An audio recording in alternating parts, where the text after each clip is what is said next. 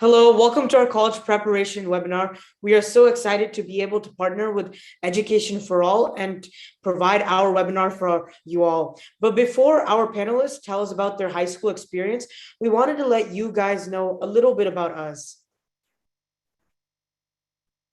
Founded in June of last year, Review Tutor is a student-led nonprofit organization that is focused on connecting and teaching students worldwide. A couple of our goals include spreading knowledge, connecting with others, and helping teachers and learners build a community. As an organization, our mission is to help provide quality education to students all around the world. By teaching students, we hope to create an impact that lasts a lifetime. Being students ourselves, we understand a lot of the difficulties students have, and we feel that we can do our part for those in need. We also aim towards funding educational resources that can make an impact in students' lives who are from a low income background. We also provide many opportunities free of charge, including tutoring, review quizzes for many subjects, and different kinds of opportunities, like this webinar. You can see all of these things at our website, reviewtutor.org. Also, make sure to check out our Instagram at reviewtutor.co to get the latest updates on our new projects. Now we will talk about Education for All and their mission as an organization. Education for All is a registered tax-exempt charitable organization in the USA. Education for All focuses on providing free, quality education to rural children in India, irrespective of their caste, creed, religion, or any other background, along with free rooms and boarding to children in need. The parent organization in India, Prashanti Bala Mandira Trust, is a large organization with over 23 residential school campuses with all facilities, including large sports grounds, computer labs, meditation centers, etc. It also has a university with 2 colleges. Children get an all-around character-building education, including yoga, meditation, musical instruments, sports, and other extracurricular activities. Children can study here from 6th grade to postgraduate and PhD. If you would like to know more about this noble cause, please visit their website, www.educationforall.co. Moving forward, we would like to announce each of our panelists speaking in this event. First, we have Anvi, who will be attending Augusta's 7-year BSMD program. Then Erica, who is currently pursuing her master's degree at Harvard University. Arnav, who is pursuing electrical engineering and computer science at Berkeley. Samir, who will be attending UT Austin's Business Honors and Finance program. Henry, who will be pursuing an economics major at Harvard University. And finally, Ishani, who will be attending Georgia Tech as a biomedical engineering major on the pre-med track. Each of the speakers will now introduce themselves and talk about their journey to college.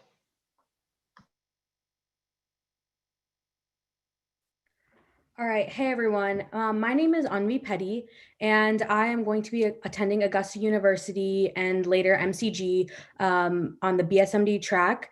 And my major right now is going to be cellular and molecular biology. And this is kind of, I'll talk about the college a little bit and the program. So it's 7 years long, and the major is kind of already decided for you. Which is why I'm going with that. So some of my high school statistics here. My GPA at the end of my high school was a 4.6. So colleges, you apply with your junior year GPA, but colleges do consider your senior year courses.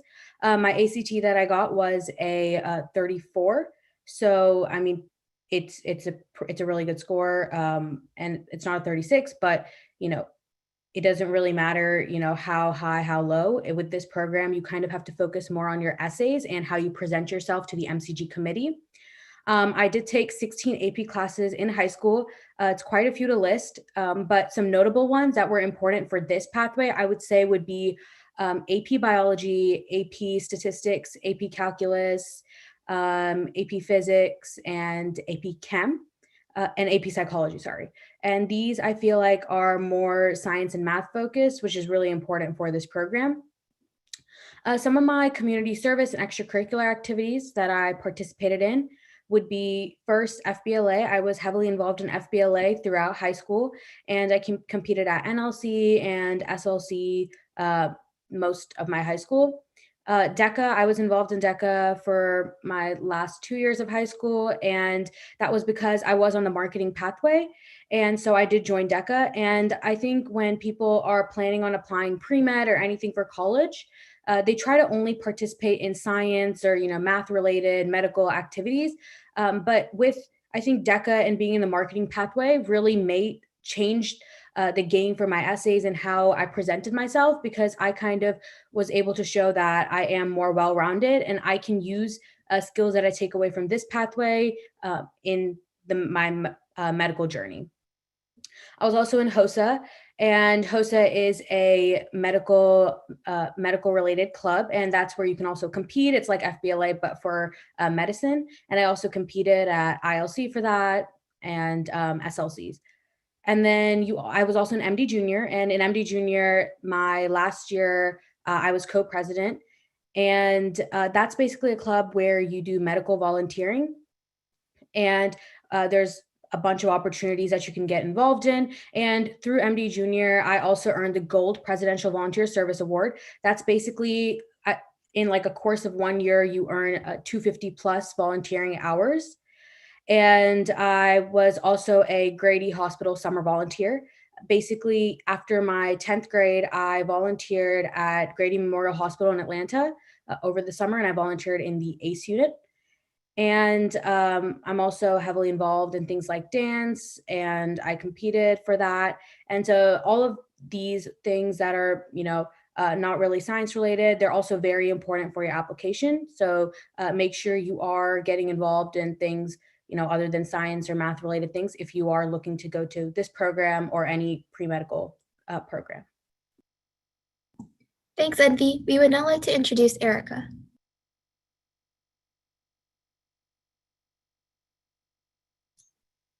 Hi, everyone. Thank you so much for giving me this opportunity. My name is Erica, joining in from France. I'm originally from Korea and lived in 6 countries, mainly in Europe.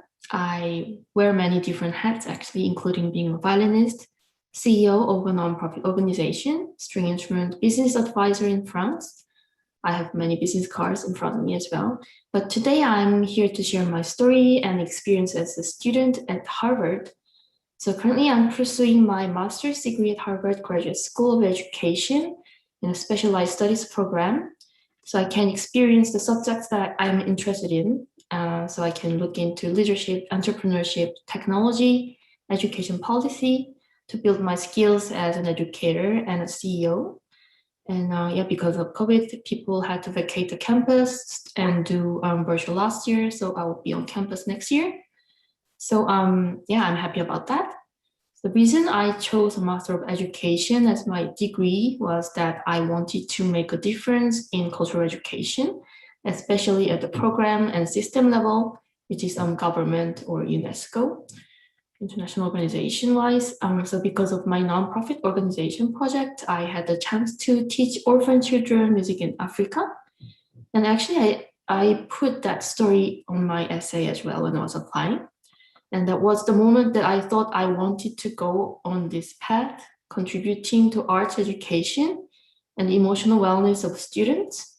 And I did research on what program would be suitable, and I found the right program for me at Harvard.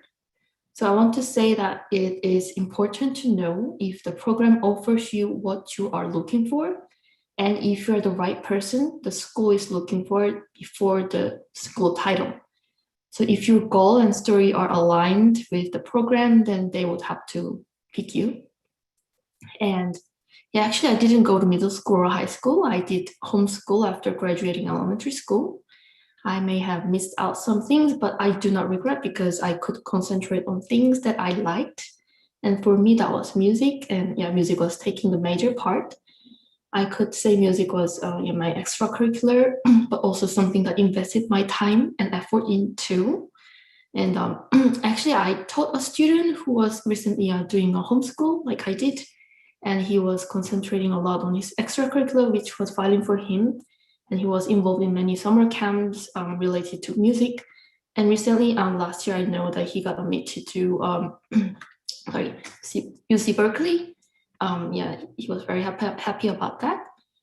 Yeah, I graduated middle school and high school with the qualification exams at 14 and then entered Seoul National University. That was the #1 ranked university in Korea.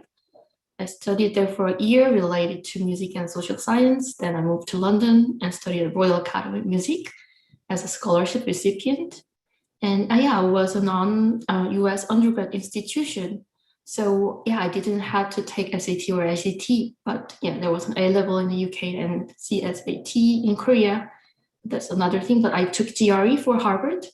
With graduate applicants, that's another thing. So I will focus on my other experiences. So yeah, I lived in US, Belgium, Norway, and I was in France 10 years ago, and now I'm back again for work. And yeah, living in different countries definitely helped my education path. It has broadened my perspectives in many ways and understandings of diverse cultures, people, and stories. And the more I experienced and the more I was sure about my decisions and my path.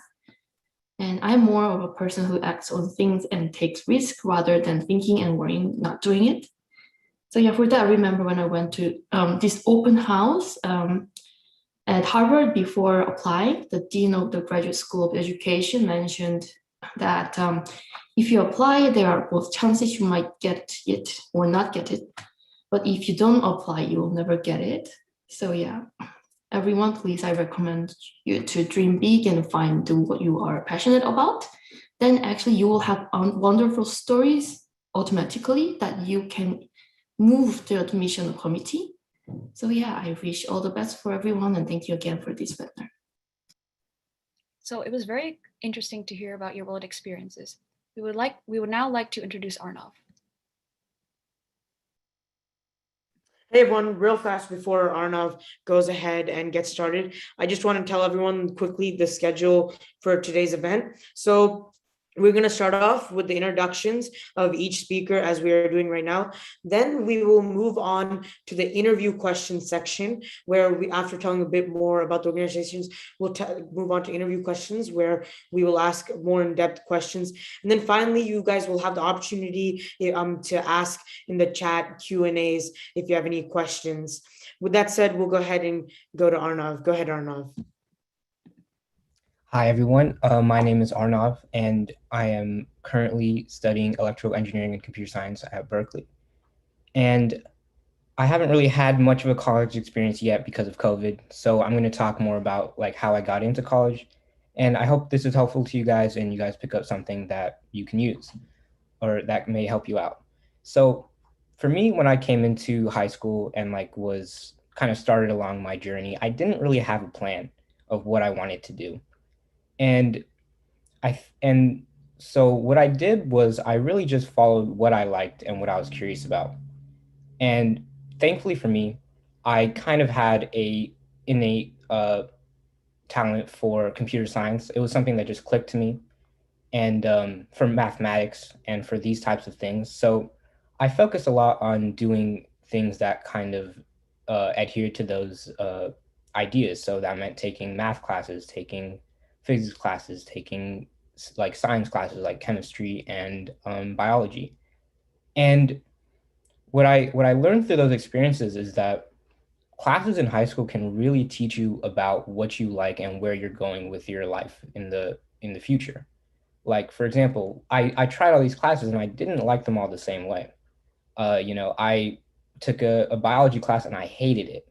And so that taught me, okay, maybe I should not be a doctor, I took a chemistry class and it was okay, but it wasn't something I wanted to pursue. And I took a physics class and I loved it. And that was maybe partly because of the teacher and whatever it was, but I enjoyed it so much that now I may plan to do a minor in physics in my college in the future, because that's just something I enjoyed. So I think it's important to take all these experiences of classes. Normally we think of classes as like requirements where you need to get a grade, and that's definitely true.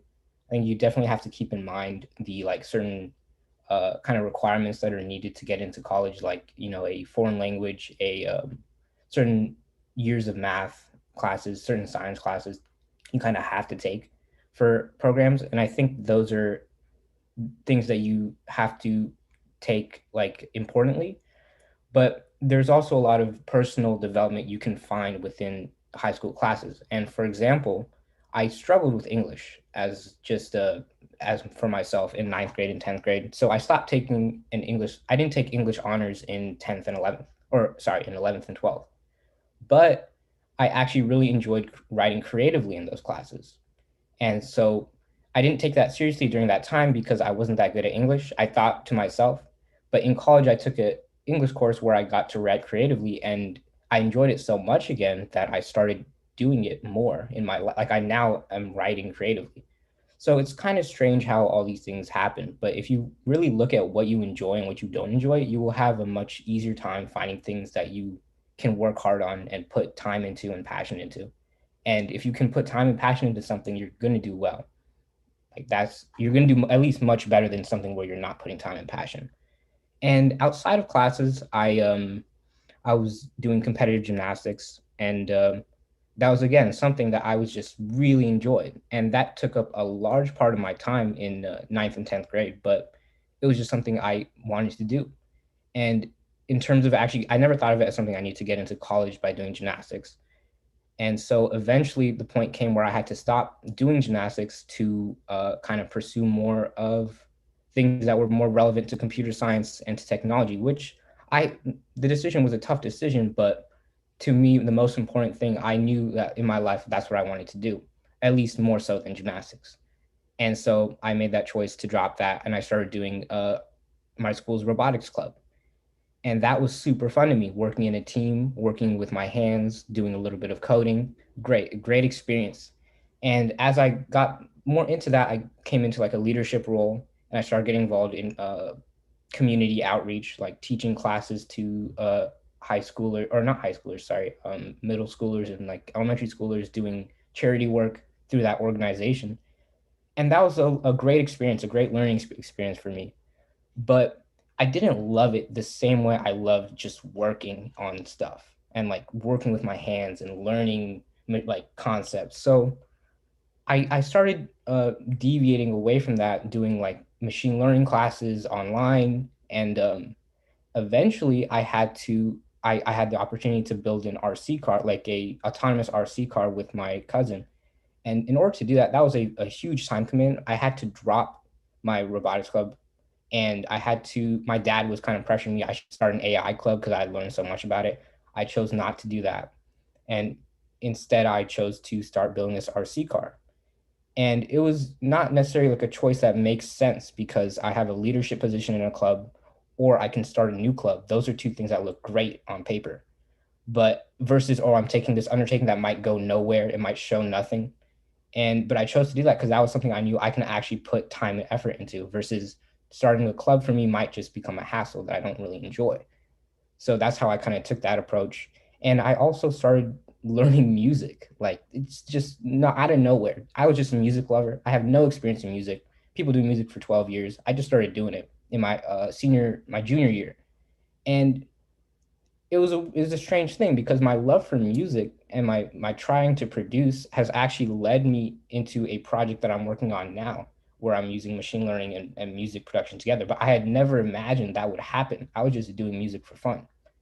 And so all these things don't quite necessarily make sense at the time that I did them, but looking to like where I started and where I am now, everything kind of worked out in terms of when I followed what I enjoyed, even if it didn't quite make sense, it's led to great results. And that made writing essays and presenting myself to like a college admission thing kind of easy. Like I had no plan on how I was going to do it, but I just was genuine. Like this is why I did things, and this is what I really liked. And so my essay on music was a really good essay. It was a better essay than my essay on leadership because I just enjoyed music more. And that was how I kind of did it. And my essay on my robotics car actually showed more leadership than my essay about leadership, which was just how it worked out. And yeah, so that's kind of how I've gone through that's the kind of the best way that I found to get through high school. Those are ideas I'm taking into college as well, looking for, what am I actually curious in? What can I put time into? like for example, this creative writing thing that I started doing. I don't know if it's going to lead anywhere, but it's just something that I know I can put time into it. I know I will enjoy, and it's not taking away from things that are important to me, like my other projects.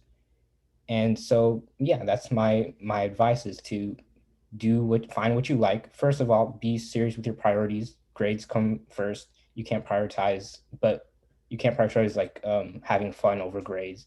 But once you have those baselines set, your grades, your test scores and everything, then look for what you really enjoy and put time into that.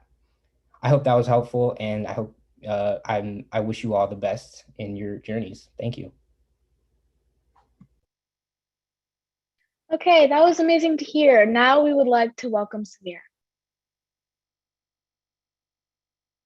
Before we move on to Samir, I just quickly like to remind everyone that the Q&A session will be after the interview session, and it will be coming soon. Right now, we're doing the introductions. Go ahead, Samir. Okay, hey everyone. My name is Samir. I'm attending the University of Texas at Austin, and I'm going to be pursuing business honors, finance, double major, and then on top of that, Bachelor of Science in Arts and Math. So I'm going to save kind of the college stuff for later, but to go over like the stats, that GPA is end of senior year. The one I went in applying to college was 4.68-ish, and I was tied for rank 1 with my best friend. So the reason I have 2 SAT scores listed here is because there's the raw score and the super score. So super score is just 10 points more than the raw score, but with a raw score, I can say that like colleges know that I didn't perform badly in one section or just focus on one section only or do many attempts. So that's why I only reported the raw score. If there's a small margin like that, I would not recommend super scoring it, or like unless it's the difference between like 1490 and like a 1530 or something, then you may want to consider super score. AP classes taken, that was all end of junior year mostly because I was planning to do dual enrollment at Georgia Tech from the start, and I didn't want to have to do grad requirements for high school like Gov, Lit, some like foreign language classes. I didn't want to do that during the time at Georgia Tech, so I went ahead and did that all in the summer, and I did it before, and so I could focus solely on dual enrollment classes, which I wanted to take for my own fun. So at Georgia Tech, I did 8 actually. I did 8 courses, but only like 5 got reported back to my high school. So 3 of them were just for my own enjoyment, but there were also courses I could put on my college application during regular decision applications. So I would get the Georgia Tech transcript and send that to each of the colleges I was applying to because it wouldn't be listed in my high school transcript. As for awards, the second award is when I was applying to college. I applied to Georgia Tech, and I don't know how, but I got stamps semi-finalist. I didn't really write extraordinary essays, but I do know that's something huge that they consider. Probably one factor is that I applied for economics, which is kind of a slept-on major at Georgia Tech. And that same semester, I was doing an economics class, which I mentioned in my essay, as well as the professor. So I'm guessing that helped with that. I didn't advance from that stage, probably because I didn't take it that seriously. I would recommend take everything seriously because I've heard that you can kind of bargain or negotiate for financial aid with other colleges based on what you have at one college. I didn't know that, so I kind of lost this opportunity, but I ended up getting another scholarship at UT anyways, so it didn't really matter. Some other awards were at Georgia Tech. I did this one computer science bowl competition, which was basically an AP CSA exam, and you could take it any year you wanted to. All you need to know is Java, and if you did bad, I mean, no one would see. So I would definitely recommend going around looking for these competitions, see if you can get first, second, third. And these are kind of like setting you apart from other things like FBLA. Like, well, I'm not trying to like diss on FBLA, but a lot of people are going to have first place at like SLC or top 3 NLC. But here are a little more unique ones that I think you should go ahead and explore. For extracurricular activities, I didn't do many school clubs. I didn't feel like school clubs really prepared me for anything. I wasn't concerned about college applications. So I went ahead and just did sports. I did varsity tennis. I did varsity track for 1 year. Tennis was all 4 years. And I created one app. I did some independent research. And I did one school club, which is computer science club, which was one of my only leadership positions, except for tennis. So I'll go over the app and everything else later. I just want to keep it kind of brief so everyone else can go ahead and do their thing. That was very helpful to hear. Moving on, let's welcome Henry.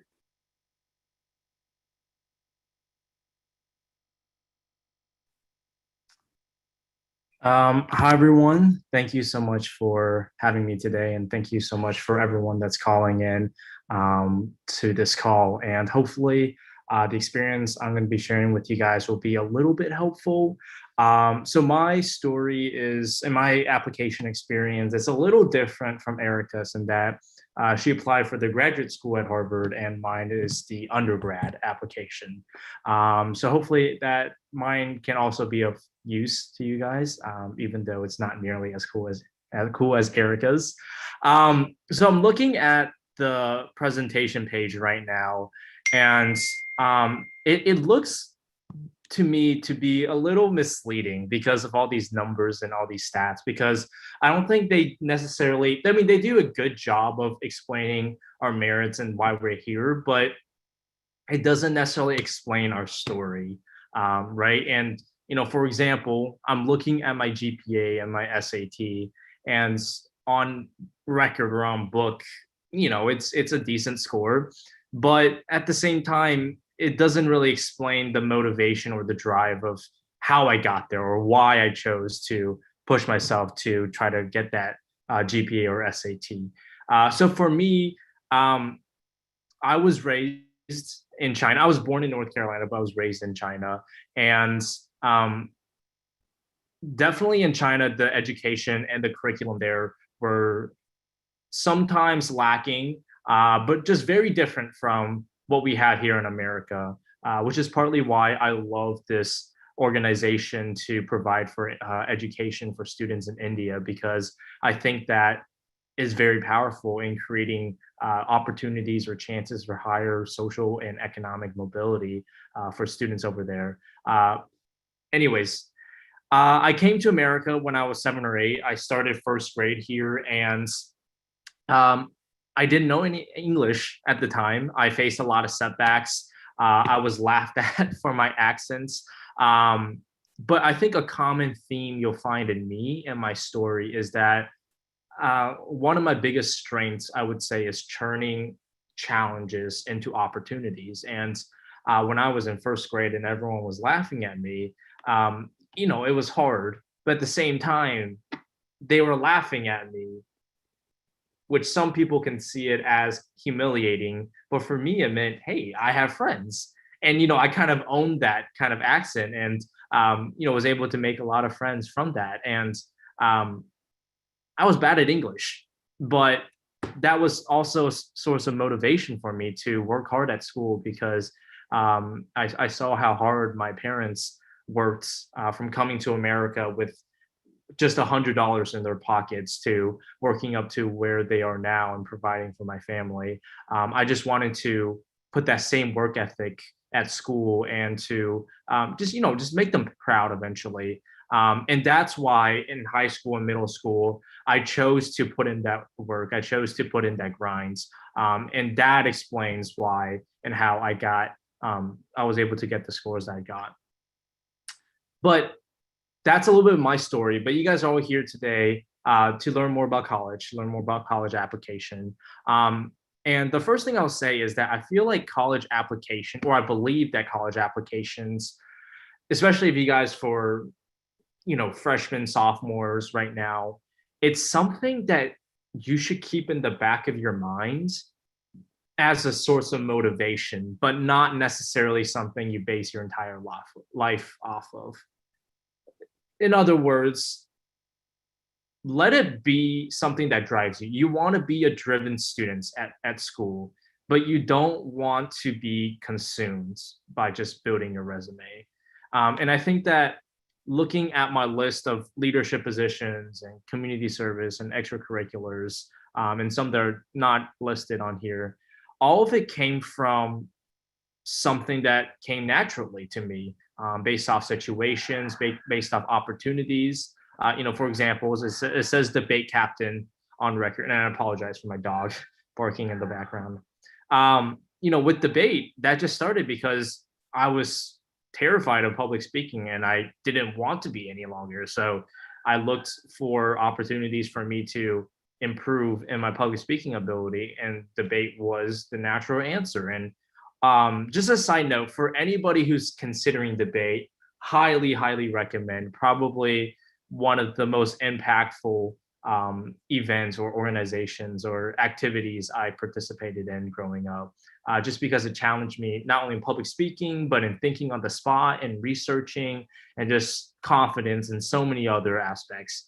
But just with liking debate, I got better and better. I was terrible for the longest time, and eventually got that captain position. It wasn't something that just came naturally. That it came from 5 years of just grinding and hundreds of hours of research and going to weekend tournaments that take up the whole weekends.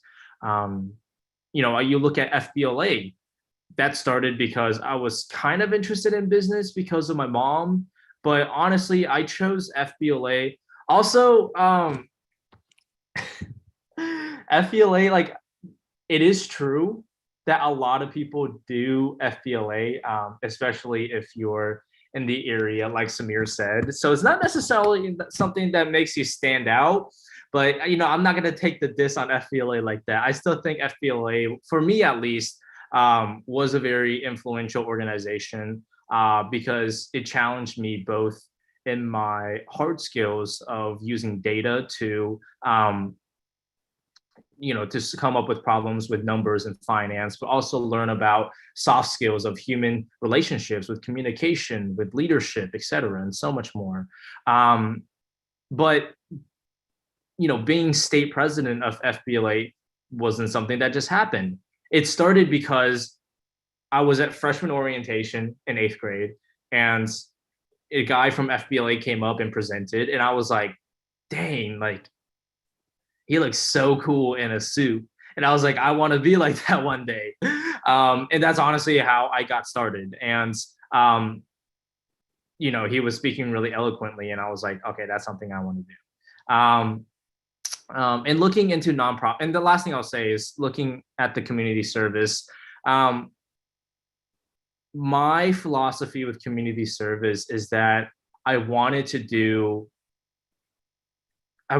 contribute in something that I genuinely cared about, on like an issue I cared about. But two, maybe it was an ego thing, but I wanted to make sure I was able to contribute in the nonprofit or whatever community service I participated in, and not just doing something, again, not doing something for the resume. And for me, something I've always cared a lot about was poverty, and specifically how to alleviate poverty in less fortunate communities in the US, but also on a worldwide scale. And that started because I was traveling with my family and was just really stunned by the poverty we see in third world countries, but also sometimes in the neighborhood that we live in also. So for me, poverty reduction started, I realized that it starts with education. And how education can be such a strong driver for social and economic mobility, kind of what this organization is doing. But for me, again, it wasn't about the resume.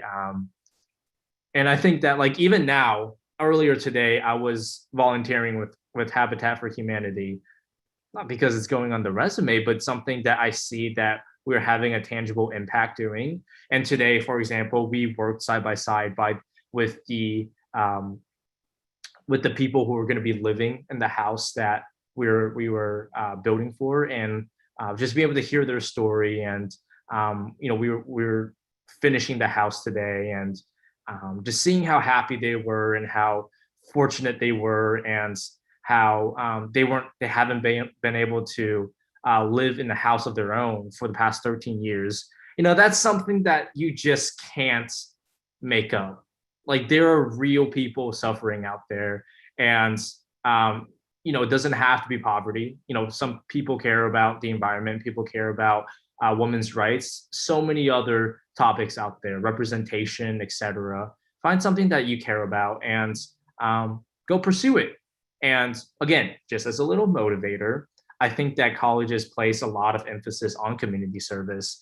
I got a postcard from the University of Pennsylvania, and on the postcard it had a statistic that I think it was 92% of their applicants have participated in some sort of community service, and it was written on their application.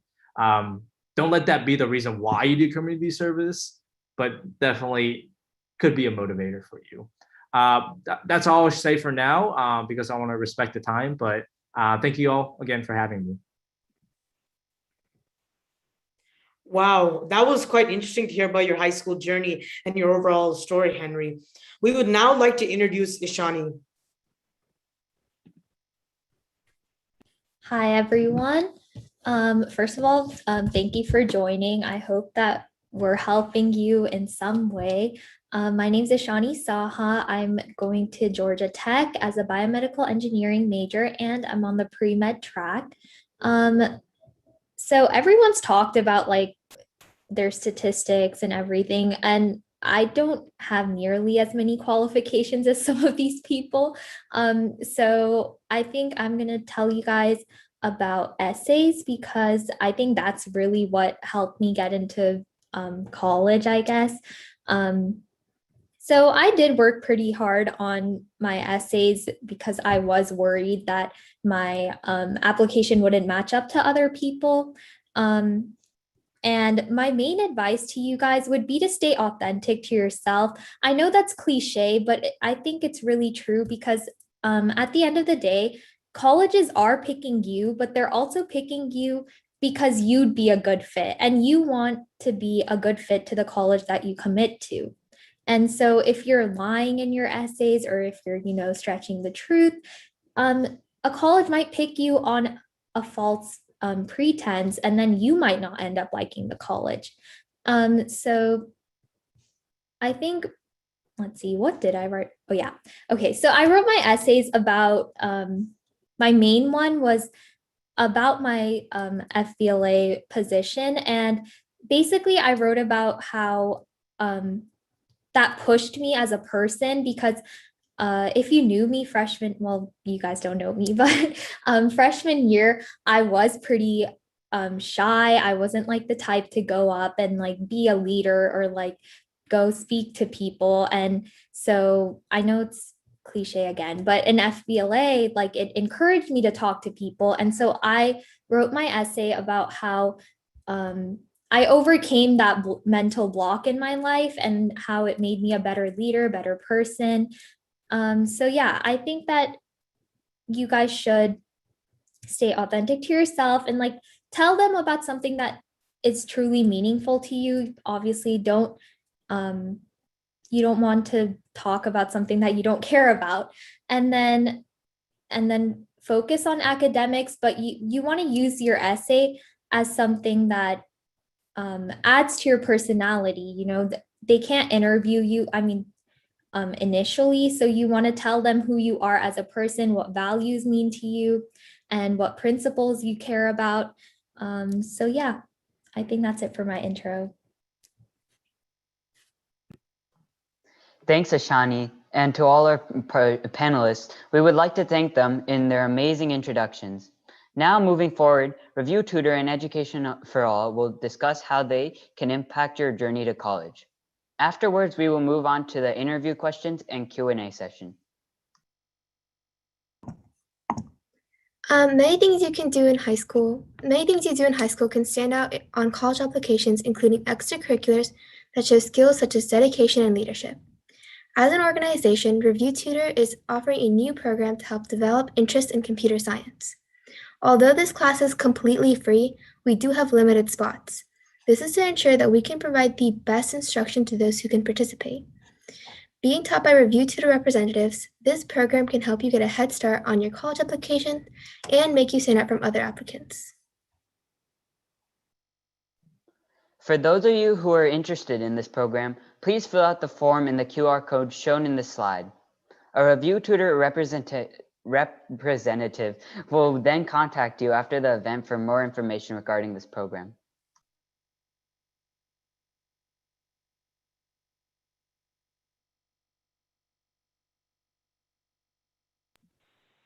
We would now like to give the mic to Education for All to talk about their organization and how they can help. Hello, everyone. First, I would like to thank Satvik, Ankit, and the entire Review Tutor team and the panelists, especially Review Tutor team for help organizing this event, collaborating with Education for All, and all the panelists for the wonderful introduction. I know more things to go. We still have the interview questions and question and answer going on, so stay tuned.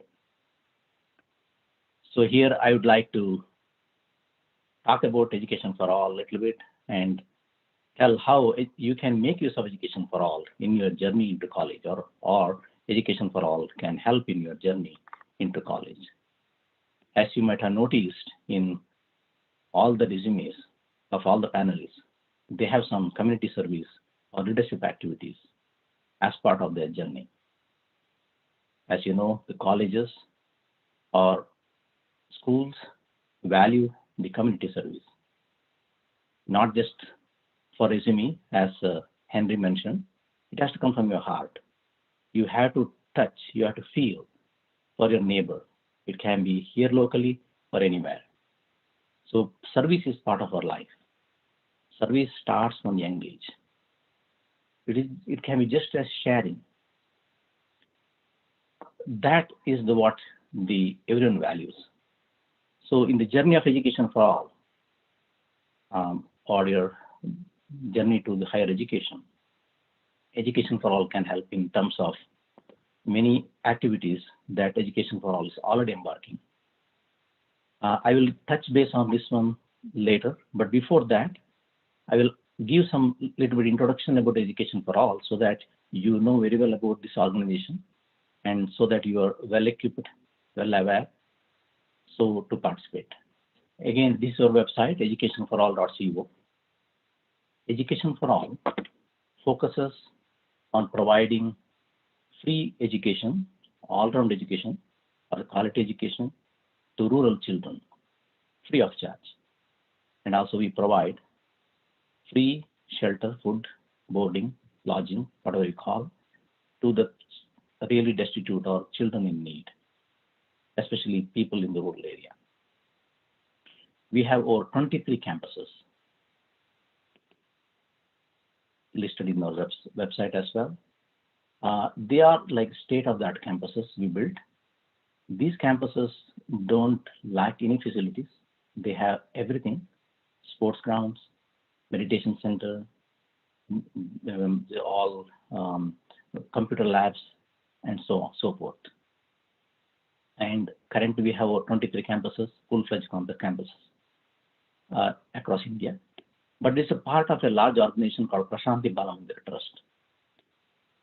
And this Prashanthi Balamandir Trust also operates not only schools, they have one university, 2 colleges, they operate 3 super specialty hospitals for children, and they have human excellence centers across the globe, around 17 places. And they also have hospital here in Clarksdale, Mississippi, Sanjeevani Hospital, Sanjeevani Hospital. So this is how about the background of the organization. And currently we support 2 schools in the construction. One is called Tumakur and another is called Badabal, and one for girls and one for the boys. And here is on a testimonial page, you can see the kind of students get help. You can read the story here. This is one such girl, Akshaya, whose father left her mother, and the mother was to support 3 girls. And then she didn't have any means. Education for All took her into one of our schools, and then she is happily pursuing her education. This is another person by name Sugunesh. He don't have both the parents, and then he was living with this grandmother. And you can see here, he is studying happily. Similarly, there are many such students, and you can see here, they're happily involved in the sports activities and having their 3 meals a day.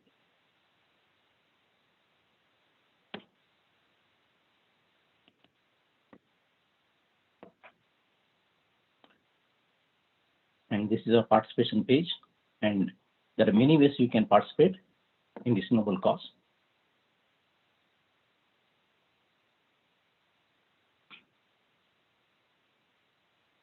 You can help in the construction of the school, and you can help in educate a child. You can help in providing the complete cost for a child, and so forth. Now coming to of course, if you have any additional questions, you can put in the chat, and then we can go during the question and answer session and things like that. Now I will stop sharing, and Ankit, you can share the other slide that you have, and I will just quickly go over some of the aspects of what Education for All can help.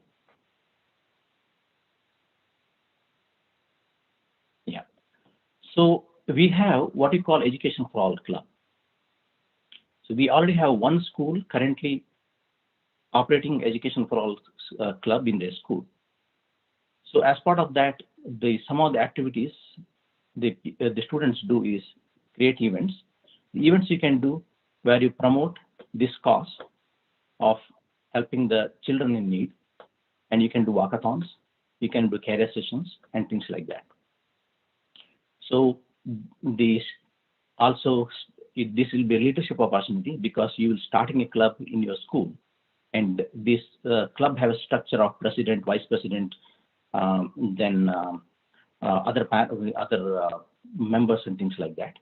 So this is like this in the one Education for All club that is operated in Atlanta. So there they have around 40 members in the club. Because of the COVID, they could not do much, but they did a pretty good job. And it is open. So if you would like to start a club in your school, you can write to us. In the participation page, you have a form you can just fill in and send your bio to us and what's your motivation and things like that. Only serious people or serious students who would like to start the club, you can send an email, or you can send an email to us at info@educationforall.co.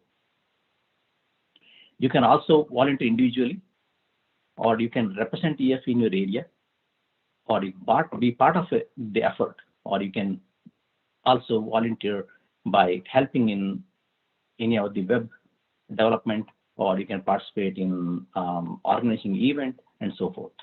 So we are open. It is considered as a forum. It's an open forum, Education for All, and you can make use of this if you want to help someone in life. And all the participation, all the contributions in this, nothing is left here. Everything 100% goes to the cause. So with that, I think thanks again, everyone. I will continue the session. For those of you interested, feel free to sign up for the computer science program at this link. Also check out EFA at this link in the chat. We will now proceed on to the interview portion of this program. We've come up with a list of frequently asked questions about one's careers and future goals. Okay, the first questions are for Anvi. Anvi, when did you decide you wanted to go into the medical field? So I think I always knew since I was kind of younger that I wanted to pursue something in the medical field. I think the biggest thing that changed within that was, what kind of physician I wanted to be or something like that. And there was a brief period in between where I was like kind of straying away from the medical field, but I kind of found my path again after taking certain high school courses and participating in things like hospital volunteering. I think I kind of reconnected to the medical field and found my love for it once again. So did you do research on the medical field? And if so, what did you do your research on? So I did not actually do research in high school because about last summer, even if I wanted to do research, I had an opportunity, but because of COVID, I was not able to pursue it. But I was really interested in doing research with neuroscience technology and things like that. Okay, and have you partaken in any leadership or community service activities that helped your college application? So I think the biggest community service opportunities that helped with my application, and this kind of goes along with leadership, is I don't think I mentioned this before, but I was a volunteer for 3.5 years at Next Generation Focus. So I was a volunteer tutor and I helped tutor underprivileged children. And I think the way it helped my application first, yes, it's because I've been involved in it throughout high school, but also it helped me write really good essays because I had some unique experiences to share with specific students. And I think that helped me set my application apart, especially for the BSMD program specifically. And some other things that I got involved in with leadership would be like Women in STEM and MD Junior, and these were heavily focused on the science and medical field. And I think, I mean, when you're applying to something that's, you know, outright a medical program, they really love to see things that are science related. So those definitely really helped me push me over the edge with my application. And again, I think it also helped me write some like really great essays with volunteering with MD Junior and the service award and things like that. Okay, and what made you choose the 7-year BSMD program over an 8-year, like a general medical program? Right. So that's a big question that everybody debates. And I definitely did debate that when I got accepted. Basically, there are pros and cons to both. Just a few pros that I'll tell you about the 7-year program. With a traditional pathway going, 4 years of undergrad, then applying to medical school, and then attending 4 years of medical school, I think you never truly enjoy the activities you pursue in undergrad. And that is because getting into medical school is very difficult. And with that, everybody tries to do things like research. I mean, they do, undergrad research, they do volunteering, and they do mainly things that they just do for the purpose of getting into medical school. And sometimes they might not even enjoy it. For me, I don't think I'm a really big research person. I'm more of a hands-on clinical. I love volunteering much more. And with the 7-year program, I feel like in my first 3 years, since I have my conditional admittance to medical school, I can pursue things that I truly enjoy. And it doesn't have to be only medical related. I can do, other clubs that the school offers and things that I enjoy without worrying about, is it going to benefit me? Is it going to benefit my application? Am I going to have time or anything like that? So that is something that, attracted me to the program. Another thing is you are accepted into medical college. So you don't have to spend a stressful amount of time, doing your primary applications, your secondary applications, interviews, and this whole big process applying to many medical colleges. And there is no guarantee at the time either. And so with this, I feel more relaxed and I feel like I can definitely push myself with my undergrad courses. And another pro is all of the courses I'm going to be taking in my first 3 years of the BSMD program are benefiting me in preparing for the MCAT. So basically, any class I take is somewhat related to the MCAT. And yes, I'll be doing independent study, but it won't be too much because I will have an upper edge and I'll be more prepared. And also the requirements of matriculating into medical school are nearly not as difficult as if you were applying independently out of, a 4-year undergrad university. And that was a lot of pros, but I'll just tell you a few cons real quick. It is binded. So, you are stuck in Augusta for 7 years if you choose to decide, but you can leave for residency. So that's a pro, but you're in one place. And I know a lot of people love to explore.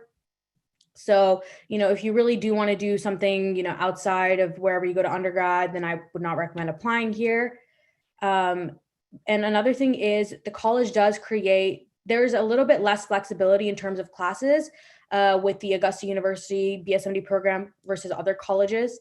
So if they kind of decide your entire schedule. If you are not really the kind of person, and if you're still exploring your options and you would like to take classes that, are not solely for the program, go ahead with the regular like 4-year university, because you'll have much more freedom. And also there might not be a big opportunity to study abroad or volunteering trips and things like that in this program, because it is very intensive. So yeah, those were a couple of cons there. Okay, that makes sense. And how competitive would you say the BSMD program is? So from what I've heard and, from what I've read, I know that for the Augusta University, there is around 600 people who apply maybe. And when you think it's BSMD and DMD as well, but there's less people who apply for DMD.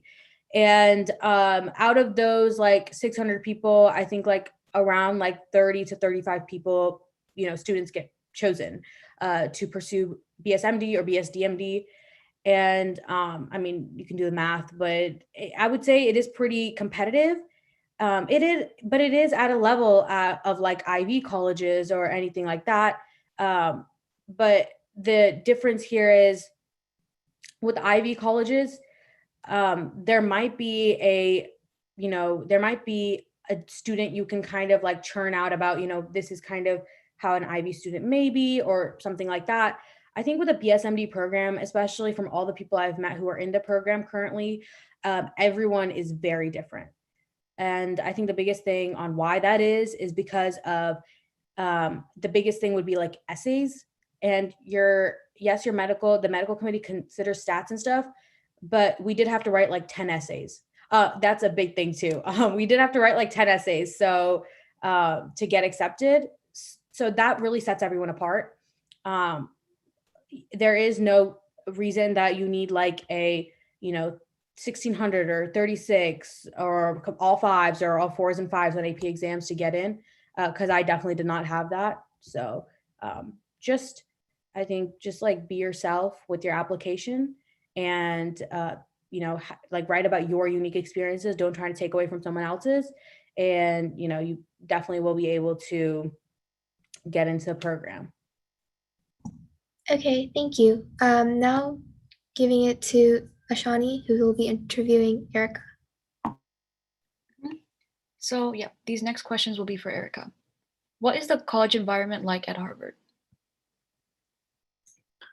Right. Actually, each school at Harvard University has a varied atmosphere. So there must be a difference between Harvard College and Harvard Graduate School. So I'm sure that Henry will be able to explain more about the college atmosphere later. So yeah, even among graduate schools, each of them is different when you do cross-register and take classes in other schools.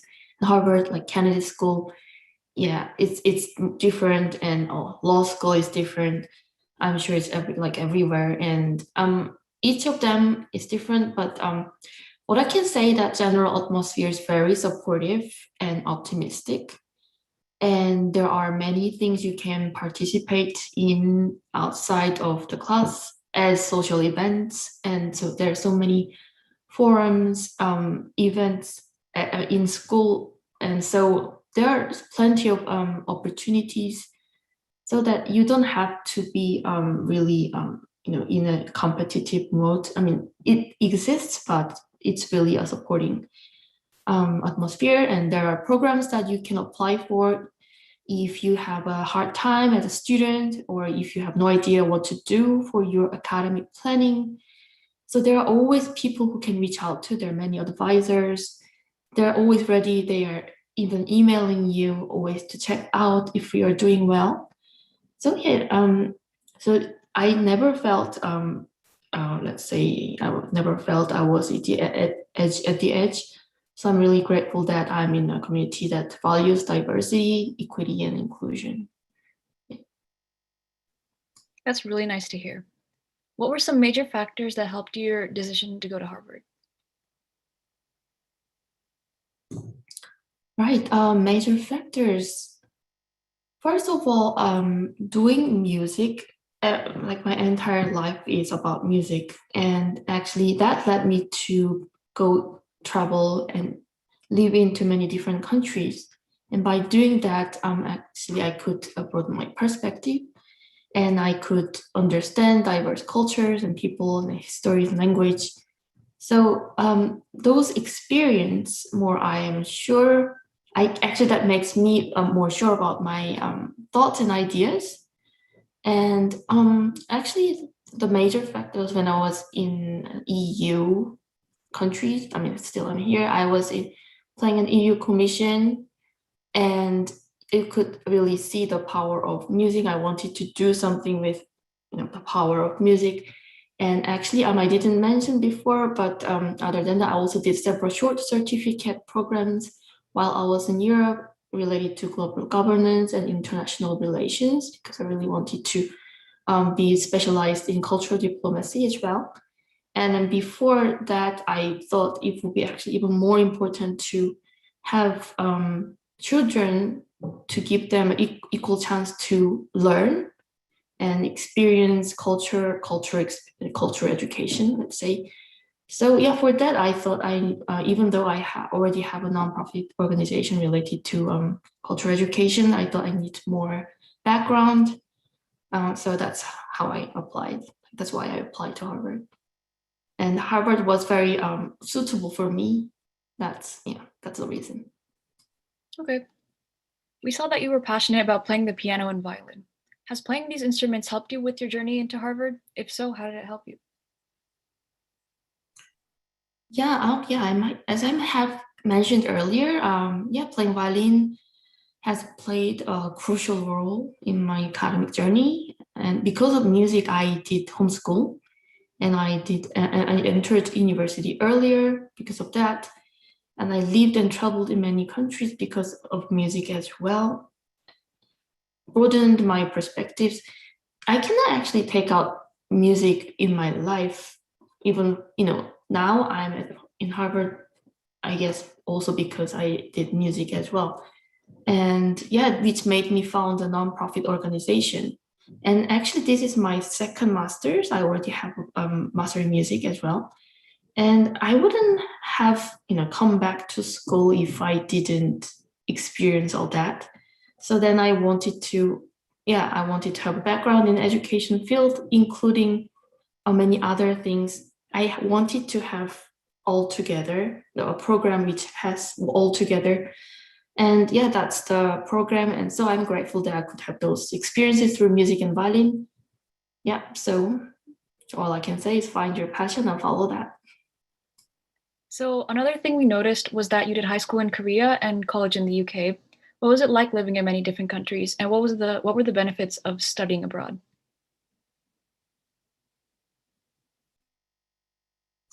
Right. Well, there are many benefits. It's actually always pros and cons. It's confusing. First of all, it is confusing. It can be very confusing. It's a different language, different system, and you have always time to adjust yourself into a new atmosphere, environment, new friends, new teachers. But of course, there are great things like you actually learn more skill, how to adjust yourself more faster than other people. So that is one skill I learned. And of course, you get to learn other languages. That's actually a great skill as well. And it just comes as a bonus that you get to meet many friends from diverse backgrounds, you can hear diverse languages. And yeah, that was the whole package was really wonderful for me. And just it is really confusing. So I really think that you need support. It's not only about yourself. You need support from your everyone, tutors, your family, your partner. It could be anyone. And because of that, I guess I am here now. So yeah, that is my answer. Those are very nice answers. So now we'll be moving on to Arnav, who's being presented by Nikki. Okay, hi Arnav. So first of all, what are some activities and key points that you believe got you into Berkeley? Yes. So what I did, the main things that I did, I think were working on my autonomous RC car. That was like a project that I worked on. I spent a lot of time on over about 2 years. And I think the thing about that was kind of set it apart and kind of made me unique as a candidate was that like it's not something that you can do in an organization, or like it's not something that you can find like the opportunity. It's something that kind of came like from myself. It was something I choose to do because that was something I was interested in. And so that's one thing. Another thing that was a huge experience in my life was I had a massive head injury that kind of affected my life greatly, and it was it really changed my view on how things work and who I am for myself. And so while it was like a tragedy within my life, it did help in college apps, I guess. Yeah. Okay. So have you taken in part in any leadership or community service activities that helped your college application?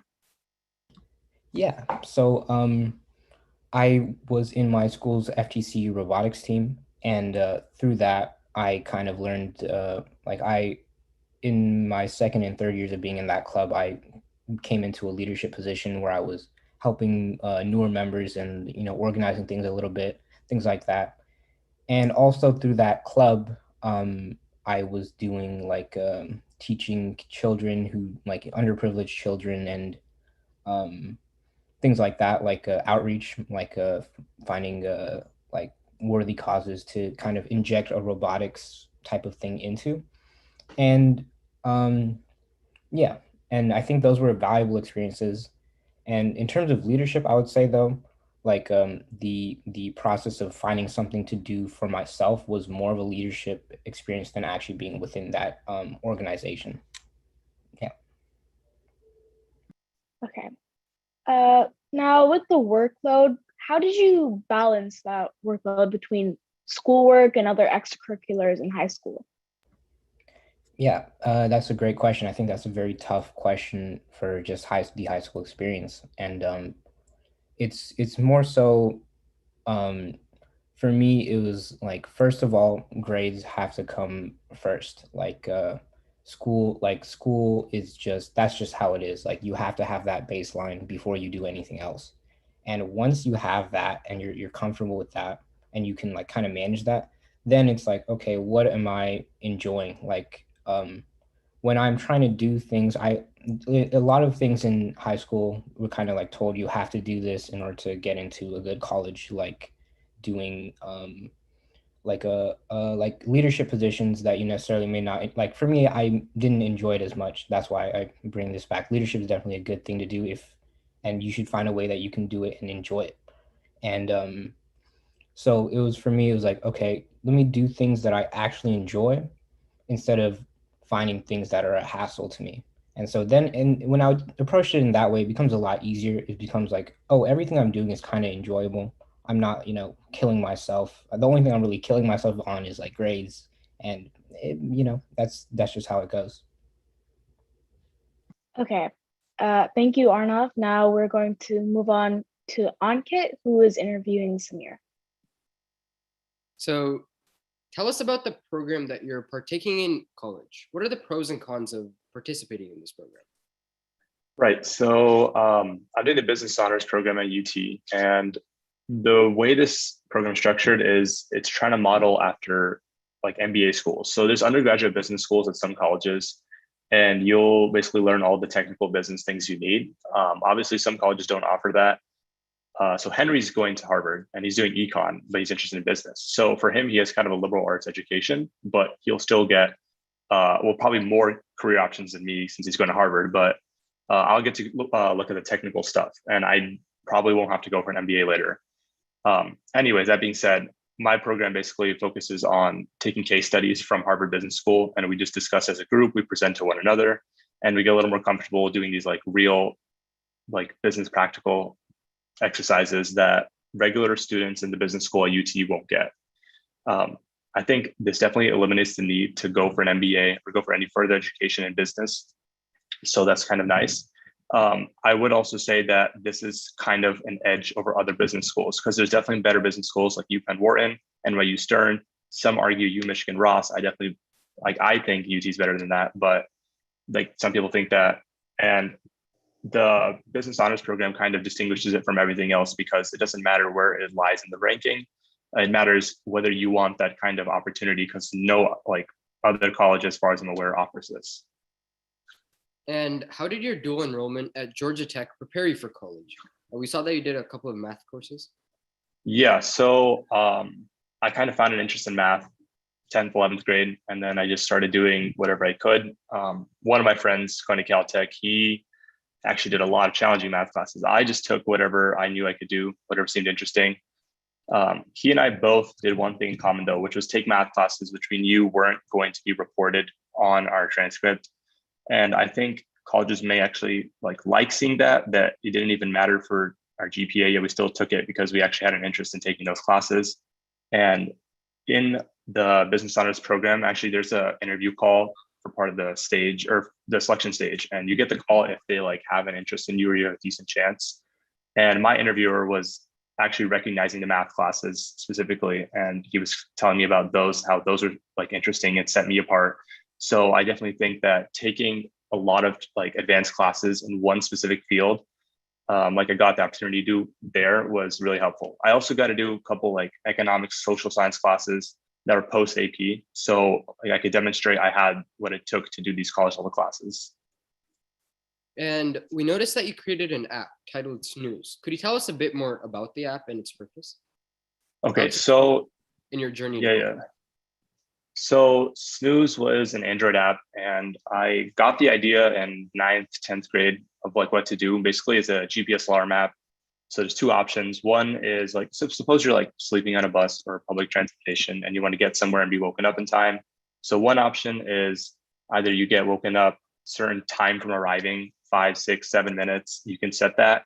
It'll be based on traffic patterns, or you get woken up a distance radius from where you want to be arriving. And that might be any distance you set. You can choose either of those options. Everything's totally free. It doesn't require any cellular data. It doesn't require no ads, no purchase or in-app purchases.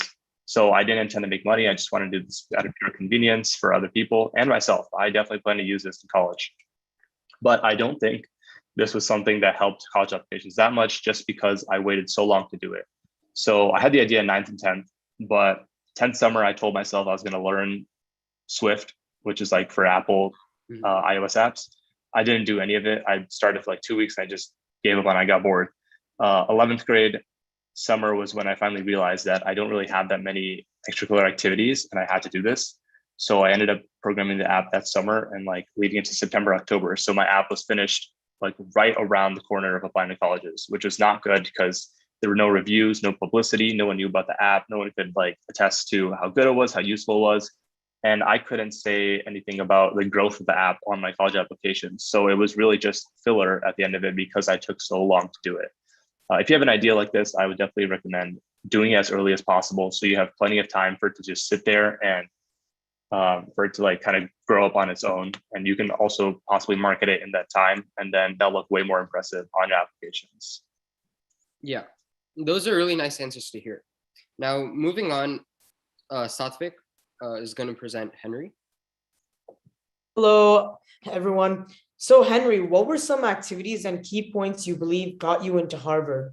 And what tips do you have for current students in high school?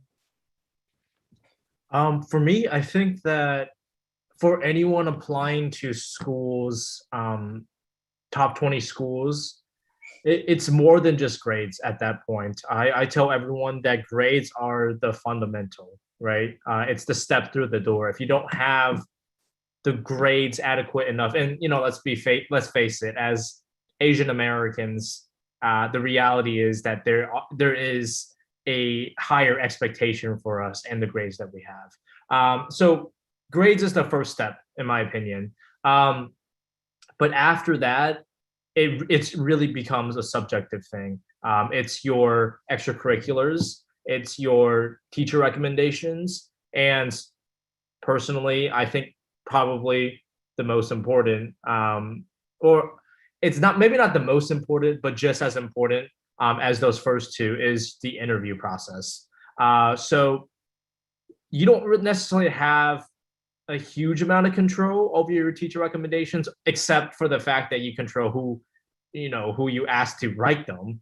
But you also have control with building up relationships with your teacher throughout the first 3 years of high school. And I think that's something that you want to keep in mind throughout freshman, sophomore, junior year, because I have seen so many of my friends start a senior year and they're panicking because they're like, not a single one of my teachers really like me. Which is a little sad in some ways, but that's just something you want to prepare for. And I would say on another note is that it's never a bad idea to try to build up good relationships with teachers and ask them to be your mentors. You can certainly learn a lot from them. In terms of essays, my recommendation is that you want to start it as soon as possible. Though the essays, and you can ask any of the panelists here, take a long time and it takes several revisions.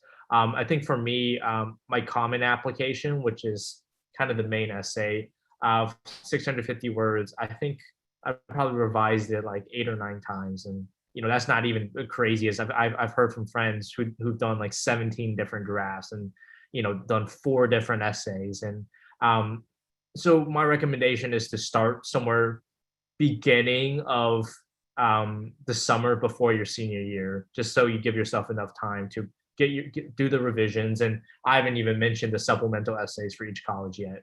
And finally, in terms of extracurriculars, first extracurriculars, I think that if you look at most people's application, there's this concept of depth versus breadth, which is the idea that most kids are either very well-rounded or have a specialty in what they do.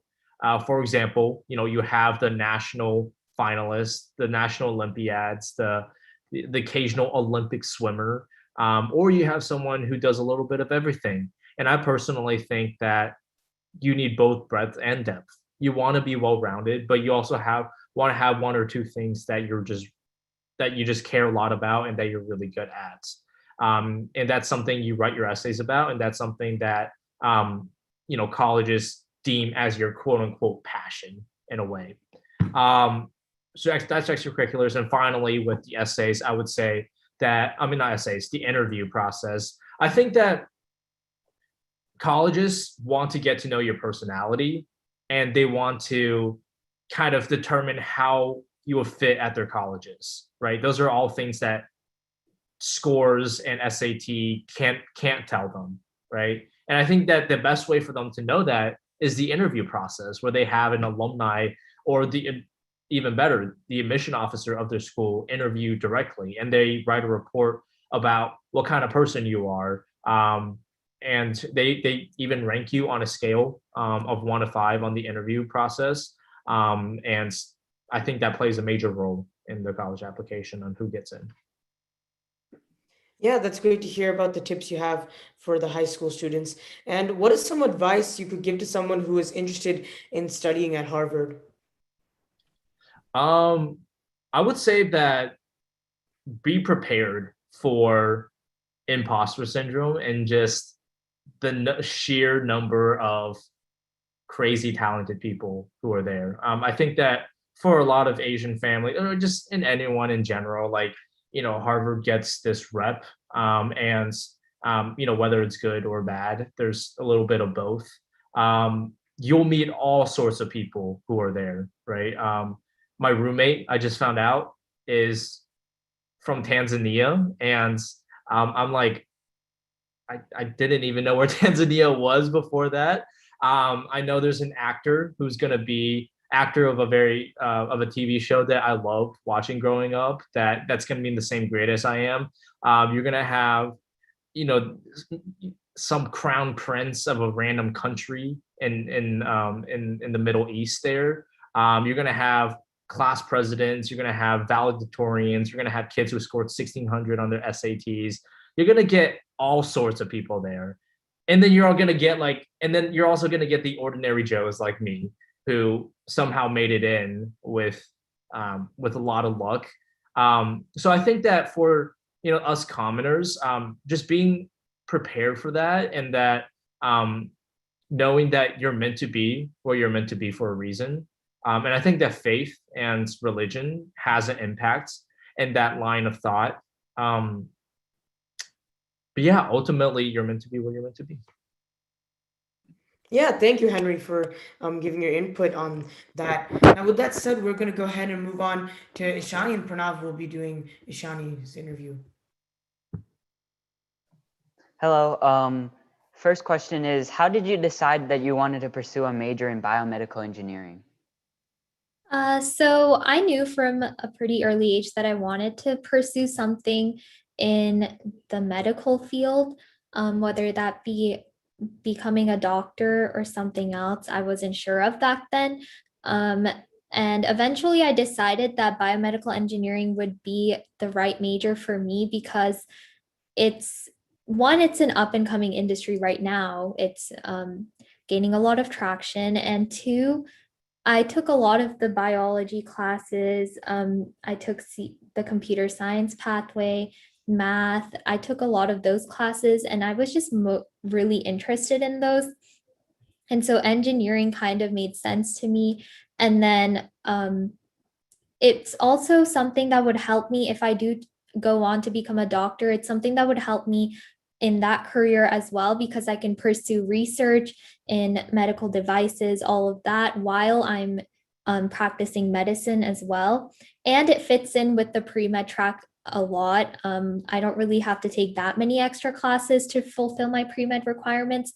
So all around, it's just a really sensible major for that. All right. How did participating in theater and piano help you with your journey to college? So theater and piano were kind of like my way of stress relief in high school, because I was taking a lot of stressful classes, and then with college and all, like I was really freaked out. And so theater was a class, like a break during the day where I could just go in, enjoy the class, and not worry about the outcome, like the grade or anything. I could just pursue something that I truly enjoy, because I really appreciate the arts and music. It's always been a huge part of my life. And then piano, I've been playing piano since I was 4. So that was kind of just a natural thing to me. Like if I'm stressed out, I play piano to help myself. And like music has always been really important to me. So those two were just hobbies that I had for my own personal enjoyment. I didn't really think of it in a college perspective. Okay. We also saw that you participated in a number of extracurriculars in high school. What advice would you give to students who want to take part in that many extracurriculars? My advice for extracurriculars is just do what you truly enjoy. Colleges are looking for a variety of things, but they're also looking to see that you were dedicated to something. They want to see commitment, because obviously that's really important in a student. So when you do choose an extracurricular, make sure it's something that you're interested in and something that you really want to excel in. So you want to put in the time and effort to go places in that specific extracurricular, rather than doing a bunch of different ones and just being like on the sidelines for them. All right. Are there any specific prerequisites that you had to go through before joining Georgia Tech? No, I didn't really do anything specific for to get admission to Georgia Tech. I kind of just did like normal high school classes, normal high school extracurriculars. Honestly, Georgia Tech wasn't even that high on my list at first. It became more of a important school to me later. So I didn't really do anything specifically for that college. All right. What skills did you pick up from extracurriculars and how did they benefit you?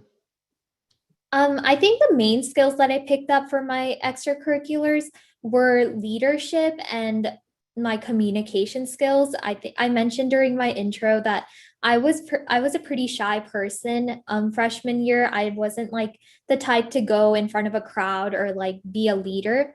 And so joining the extracurriculars that I did, like FBLA and DECA, they really helped me brush up on my presentation skills and gain that confidence to become a leader and to become someone who is able to address an audience. And so it really helped me with that aspect of my personality. My other extracurriculars like music, I think those helped me pay more attention to detail. Music is something that takes a lot of precision and practice. And so it made me a more disciplined individual, and it helped me prioritize things. Okay, thank you for answering our questions.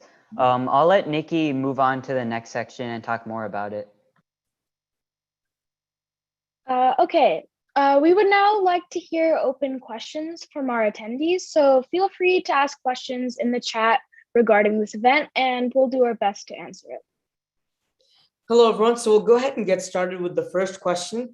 So the first question is, how are colleges helping students on immigration status H4 and move to F1 before 21 years? Are they eligible for any scholarships? I think, Erica, maybe you'd be able to answer this question, or if any of our other panelists would be able to answer this question, feel free to.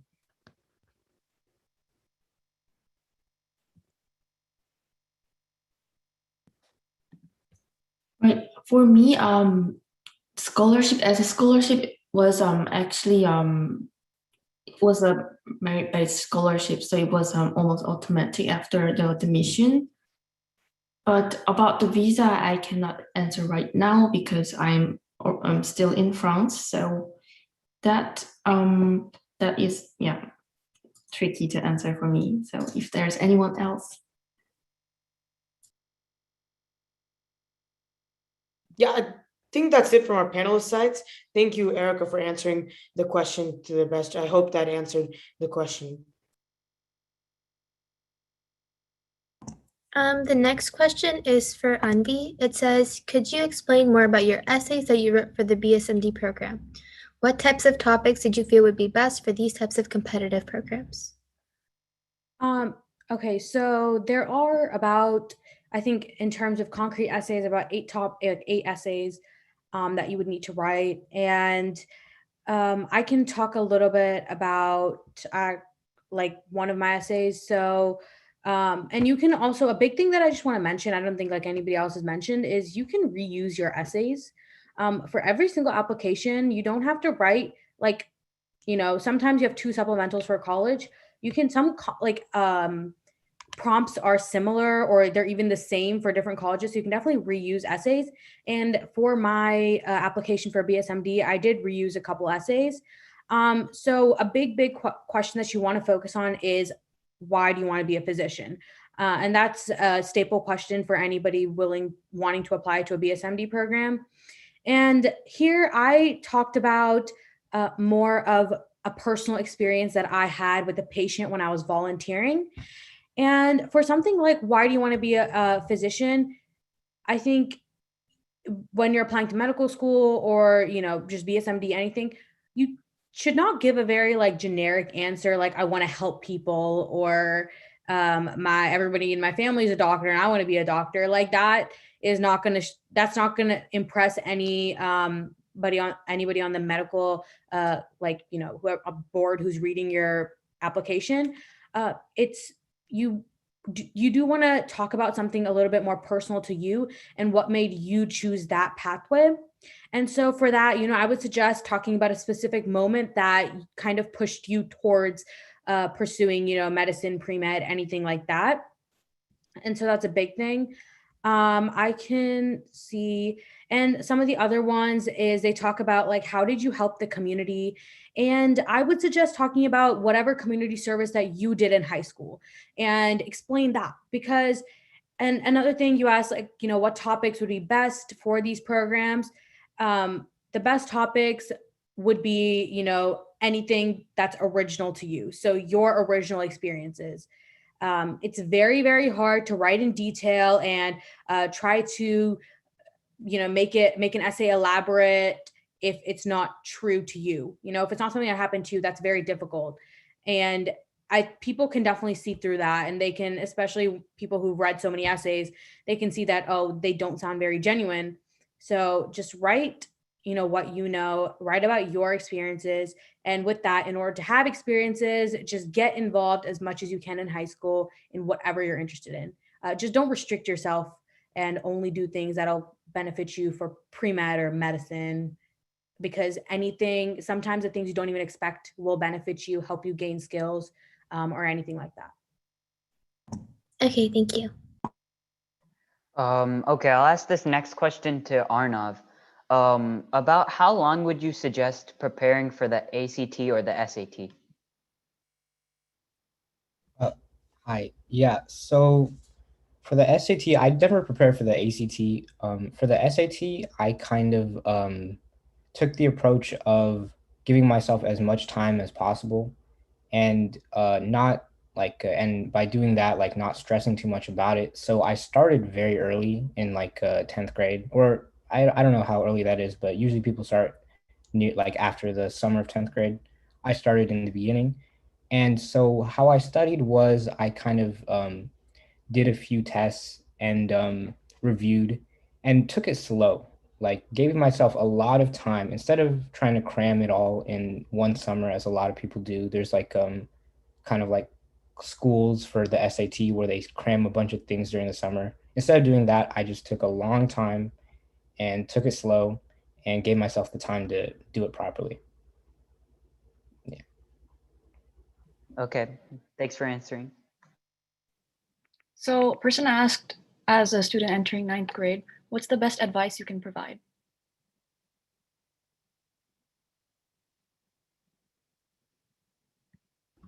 I think that question would apply to all of the panelists. So if we could have a couple panelists answer that question, that would be amazing.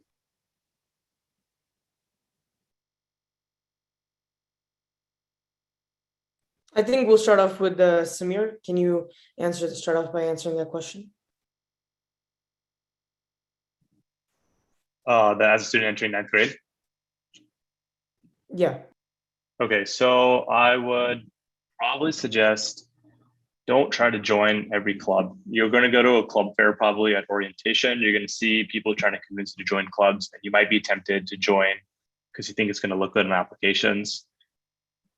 I think some people would say join as many clubs as you can and then cut it from there, for the ones you actually want to spend time and commit to. But I would say it can also be overwhelming. You should probably look for clubs that your friends are already going into. That way you'll see a familiar face, you'll feel more comfortable, and it might bring out your interest in the club rather than feeling nervous or reserved because you don't have anyone to talk to. Definitely join the big clubs because those ones are known for getting you more comfortable, like FBLA. I'm not going to diss them this time. And then as far as academics, definitely look to take, I think usually most schools offer one AP class in 9th grade. You should go ahead and do that. And just because the class is an AP, that doesn't mean don't take the honors version. Colleges definitely look at the honors version versus on level, what the rigor is compared to the other classes offered at your school and what other people are taking.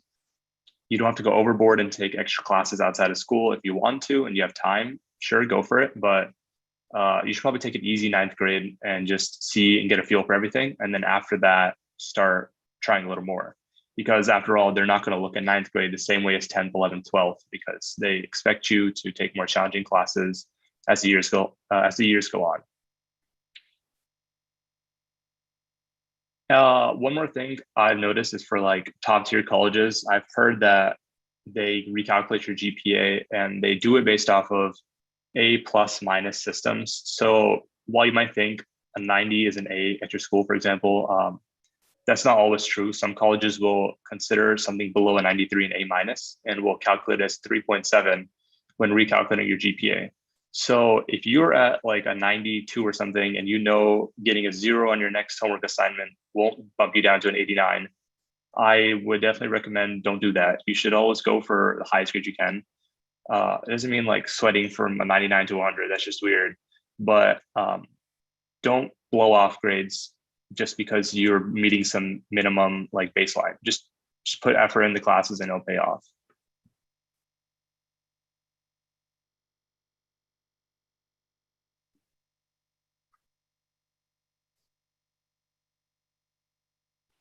Okay. Yeah. Oh, sorry. Okay. Moving on to the next question. Anyone can answer this. Is there any advice in preparing an essay or any websites to practice for help with that?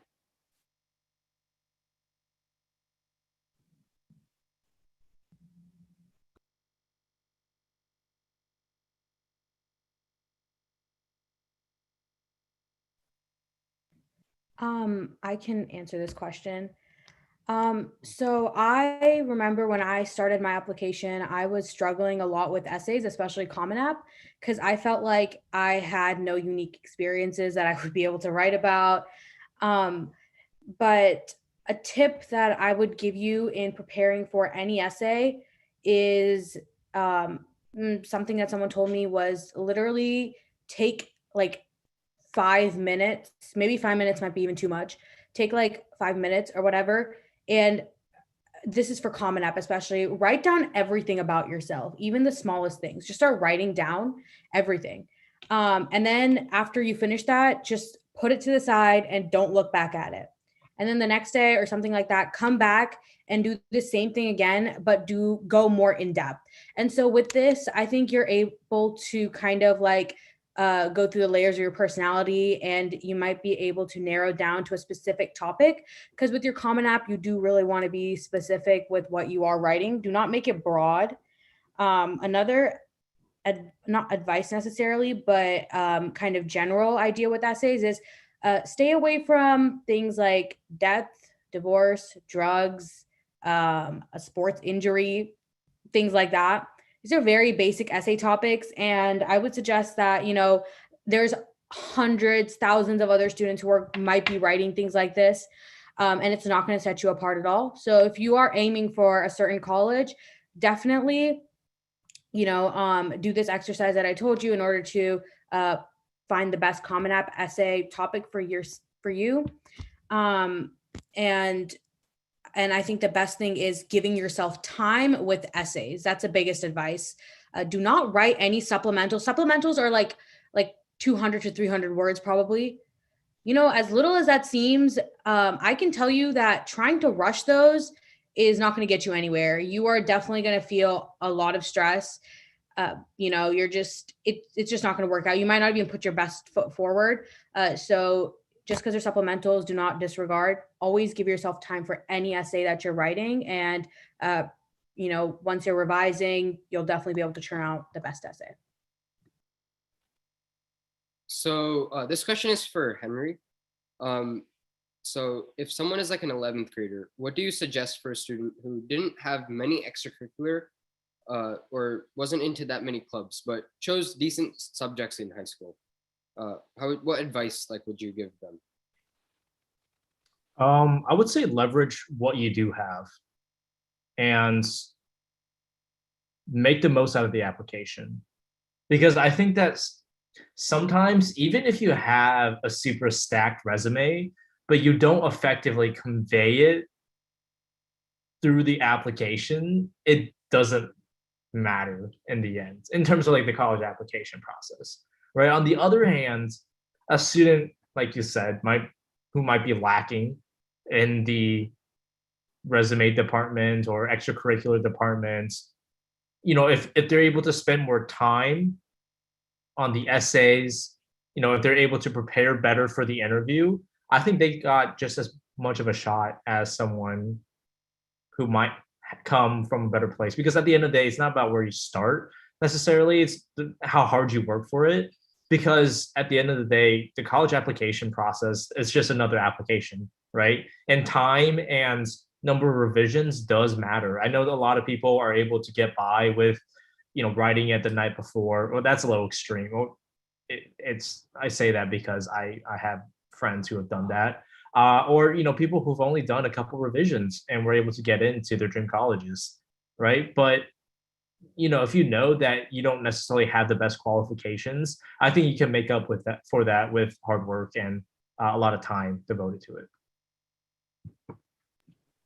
So the next question, I see Samir is already typing an answer. So I'm gonna direct this towards Samir's. So what is a common app? This is a good question. So Samir, would you like to answer since you're already typing an answer? Yeah, so Common App's kind of like the platform you use to apply to colleges. On Common App, there's about 7 essay topics you can choose from. I think 6 are predefined ones, and the 7th one's a free one, if I'm not mistaken. Also on Common App, you'll fill out information like your family's education, where you were born, what schools you went to, your senior year courses is where you'll list that, like what you expect to take. You'll list your kind of stats at like a lower level. Like, don't be scared if you're just putting a GPA and that they'll kind of dismiss it, because they're also going to look at your high school transcript individually, aside from the Common App. That'll be sent by your counselor usually. So once you fill out your demographical information, you'll write an essay and you'll submit this individually to schools. And it's basically so that you don't have to rewrite the entire application for each individual college. You'll just pick the school. It might have a supplemental essay for that specific school. You'll write that and then submit the Common App application with that essay, and it'll be sent immediately to that college. Some colleges don't accept Common App. So UT, which is where I'm going, doesn't accept Common App. I had the option to use the Apply to Texas system, or I could use Coalition for College, which is basically Common App, but a different name. And it has kind of outreach to these other colleges that don't accept Common App. So I did Coalition, and that's where I submit everything through. But normally colleges that don't accept Common App will have their own college application system. I know UGA, before it started taking Common App, had its own one, and that was a little complex, which is why I ended up just not applying there.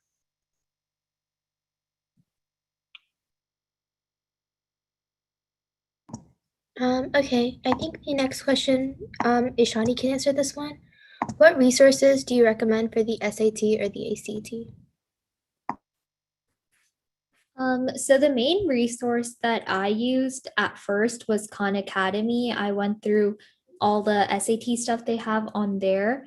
And then eventually, sophomore year, I'm sure some of you know him, I joined Hari Uncle's class, and I did his class for, I think, like 6 months up and leading up to my SAT. But obviously, if an SAT class isn't an option for you, Khan Academy is great. They track your progress, they track your scoring, everything, and you can also give them your PSAT score report, and it'll tell you what skills you need to work on. And then if you search up online like SAT practice and all, you'll get tons of stuff. There's a lot of resources out there online, and then there's obviously tutors. And then I can't really answer for ACT because I haven't taken ACT at all. So if you could ask someone else.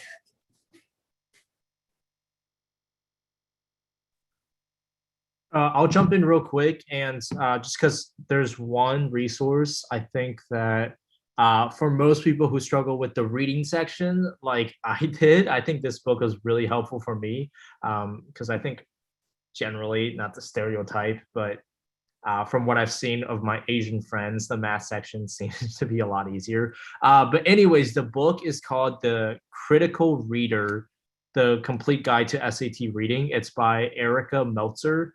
I really liked this book because it offered very realistic passages to what I saw on the SAT.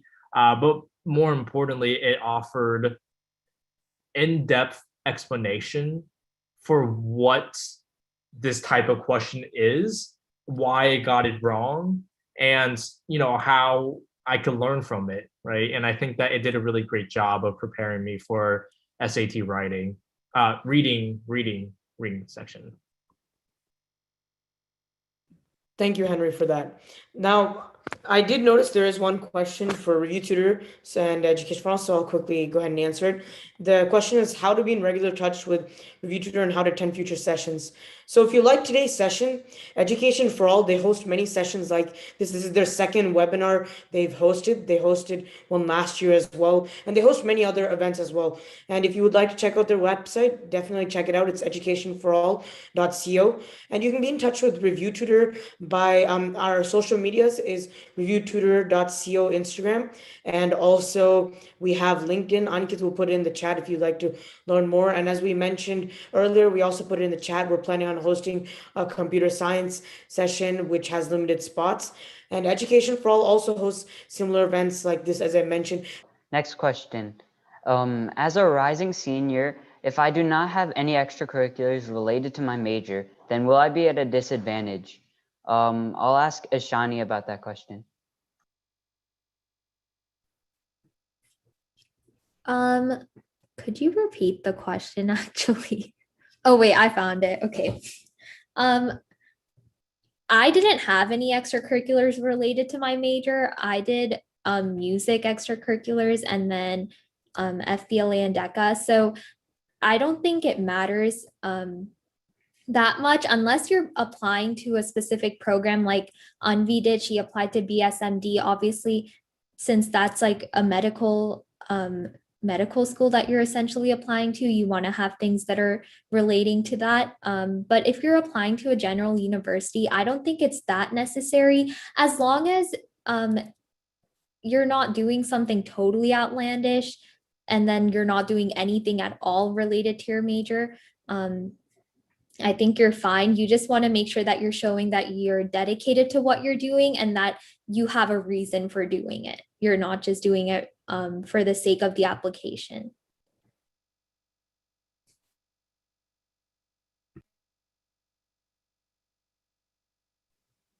Okay, so someone asked, in the long term, does an undergrad degree choice matter? So I'll give this question to Erica.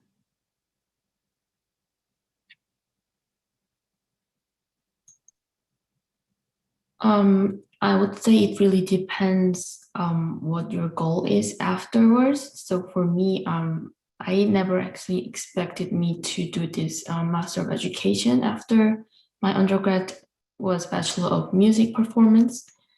So it really depends on what you want to do at that moment. You might change your goal afterwards. So what you can say is just focus on what you want to do now. And even if you change your mind afterwards, there will always be a way. You will be able to link two of them, like what you have done before and what you want to do afterwards. You'll be able to link them and then to tell a good story. Then I think it will work, whatever you have done before. Thank you.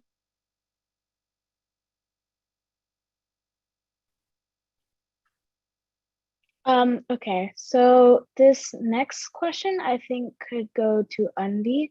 So it's, what would happen if someone got rejected from all the medical schools that they applied to? All right, so if you were applying to medical school and you got rejected from all of them, that is just a little setback. You can apply to medical school the next year, the following year. And a lot of people do what they do in between 4 years of undergrad and the 4 years of medical school is they take a gap year. And I think a gap year, and I won't be taking a gap year, but if I was doing 4+4, I think I might have taken a gap year, because this gap year is used to further increase your medical school application. Medical school is not judged like how high school or regular college applications are judged. The more experience you have, the higher chance you're going to get in. So age doesn't really matter.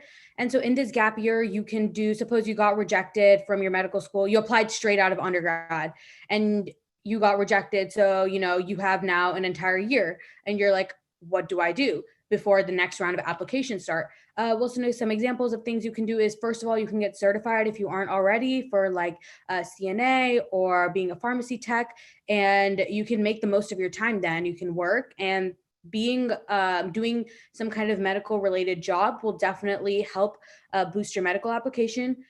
You can also do research because you do have a degree now. So you can do research with a professor, anything like that. And other things you could do is you could also work as a scribe, and options are endless. And you can also travel. You don't have to stay back and just try to do something to increase your medical application. You can definitely travel, and you can gain new experiences like that. Basically, medical colleges just want to see that you've done something productive with that 1 year and didn't just sit at home and be a couch potato. So it's not end all be all if you get rejected from all your medical schools. Just try again, because being a doctor, being a physician is all about perseverance and being persistent. So just try again and try again the year after. And this question is, I'm going to direct it to Samir, since he did a couple of AP classes. So how important is your GPA? Like, at what point does trying to increase it not matter? If you are going for a high rank, class rank, and your school does a ranking system, then you may find it useful to take more AP classes to stand out compared to your classmates. I don't think that you should take AP classes just for GPA though. If it's not an interesting class, don't take it. Like for me, I wasn't good at science, or I didn't like science. I don't think I'm actually bad at it. I just don't like it. So I didn't do chemistry. I didn't do biology. I didn't do both the physics C's for the AP classes, but I focused on the humanity classes instead when I was like going to these upper level classes. There's no like max cap for GPA. It's all recalculated anyways, so it's not really that important. But I have noticed that some state schools tend to emphasize academics more than your activities outside of school, whereas private colleges and like the elite institutions, they look at things you're doing outside of school and GPA. So if you have that like trade-off you can do, and you can substitute an AP class with another extracurricular activity that might go on your application in one of those 10 slots, you might want to consider that, because one additional class, if it's not really changing your rank or it's not game changing for you, don't really focus on doing that. Right. Thank you. Okay, I think that's the last of the questions we can take right now. So we will come to a close for this webinar. Thank you so much for attending this event and listening to our speakers' amazing stories. We hope that you use the information you learned here today to help you prepare for college and your life ahead. If you want to find out more about the opportunities you can participate in with Review Tutor and Education for All, please visit www.reviewtutor.org and www.educationforall.co. Check out our social media for updates and future events. Thank you again for coming today. We hope you have an amazing rest of your afternoon.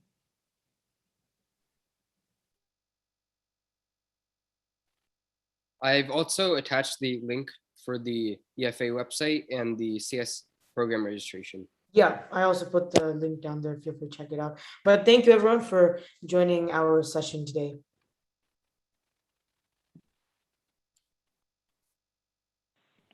Thank you all. Thanks, panelists. Thank you, Tutor team. Nice job.